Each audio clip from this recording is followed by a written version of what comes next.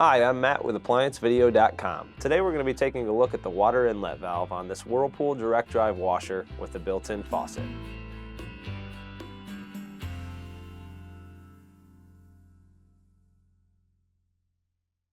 Stop.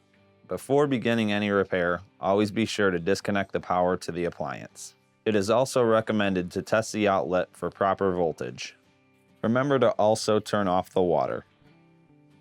A defective water inlet valve could cause the error codes F8e1, F8e3, or F8e6.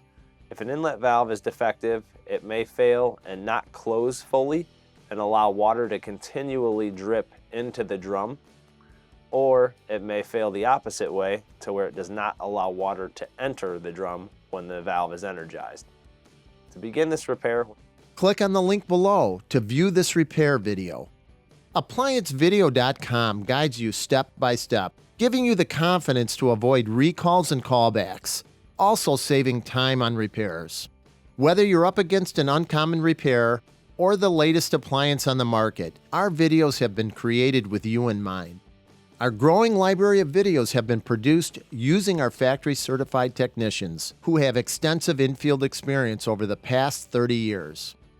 ApplianceVideo.com provides high-quality repair videos that anyone can follow, regardless of their skill level. We are here to help.